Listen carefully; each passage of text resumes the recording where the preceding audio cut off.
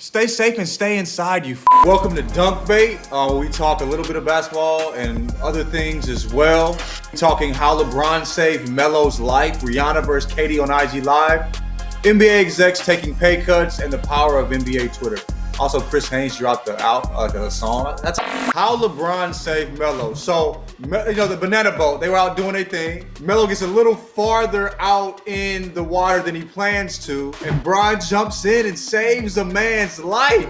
Did y'all see that online? Yeah, I can't believe that. I mean, I feel like LeBron might have saved Melo's life on the banana boat, but he could have brought him to the Lakers and really saved his life. So saved his career. He let that man drown in Portland. So I had the same joke written down. I rewatched the finals from that first Spurs Heat series.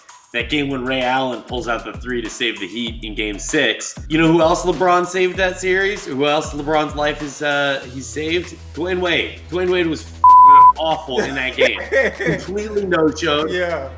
Terrible. LeBron had like 30 in that game and just kept going. It was awesome. Black people, if you can't swim, don't go in the water. I know banana boats look exciting. I know they're intriguing, looking how fast they splash and all that. But stay on the shore, watch from the sidelines. Keep your ass out the water. Bron jumped in there to save Melo, pulled him in with one arm, did what Melo couldn't do with his whole body with one arm. That was crazy to me. There was a live where, was it Sean Garrett versus The Dream? They were like going like hit for hit basically. I think, did y'all watch it at all? I watched some of it. I did not. I could not watch because of Sean Garrett's face. The faces Sean made, bro. Dude, get your tongue in your mouth, dog. We're adults. You know what I mean? You thirsty. You out here horny, dog, on the internet. Stop it, okay? But KD Rihanna had a little back and forth. It was pretty interesting. Was it Rihanna that he got into it with where he was like, it was against LeBron? She's obviously a huge LeBron fan. And he's coming down the court hitting threes and like talking to her, going back. I love KD. I love it. Yeah, that was one of those Warrior squad that cheated to beat LeBron, right? If I'm not mistaken.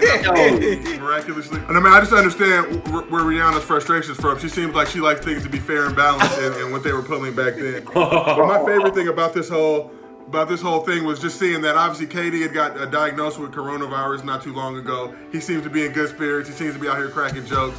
So hopefully KD's making a full recovery, giving it buckets like he did LeBron in numerous NBA finals. Yeah, well, that 2017 will hurt me, man. He was the best player on the court, one of the best player in the world during that series. But yeah, I'm glad he's healthy.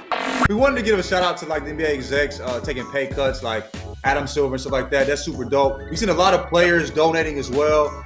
Even Steph Curry jumped on live with Dr. Fauci. Steph Curry, Anthony Fauci interview was terrific. Yeah. And I thought he hit on a lot of questions that it just seems like the media's just sort of circled around and not actually gone to and asked. And I thought it was really helpful. So shout out to Steph for taking the time to do that. And shout out to Anthony Fauci for sitting down to do it because God only knows how busy he is right now. But the NBA as a whole has really handled this really well. I mean, even with them being the first to really suspend the season.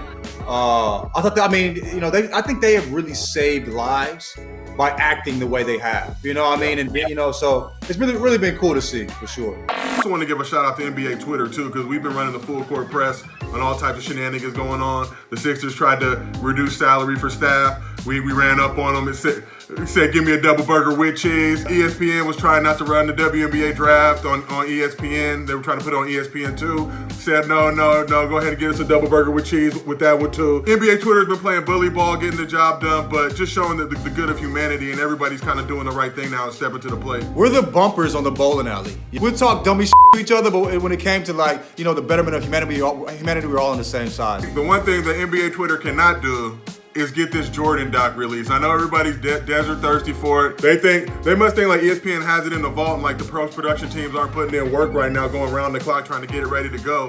Because my thing is this, like if ESPN had that thing ready to go, of course they would have dropped it. It's a pandemic. I think it's not as easy to just say, hey, we need to drop it now. And I'm sure Josiah's probably right. Like post-production, they're still mixing stuff. I just hope that it's far enough along that they're safe with everything. They got all their footage they need. So I would love the distraction. Instead, we're watching a bunch of Tiger King. The part of it now, nobody's right. Hopefully, at the end, somebody comes out and is at least decent. Listen, man. But when you watch Breaking Bad, Walter White wasn't a good guy, but you loved him at the end. And but it's fake. These are real humans being horrible. Bad guy. But I fucking love Joe Exotic, and you know what? It kills me. So the homie Chris Haynes dropped a song. Don't tell me how to feel. Yo, I said I got no games to cover.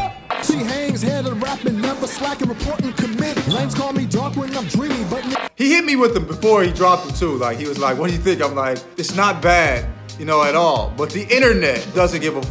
They are gonna clown you. But it seemed like the responses have been pretty good. I like the first track he did. I think anytime, these dudes step outside their comfort zone and really drop some heat, you gotta roll with it. He knew the responses that were gonna come. You know what I'm saying? And he still dropped. That's so dope to me. Like, not taking themselves too seriously and finding other ways to be creative. I got games to come on! No games to come.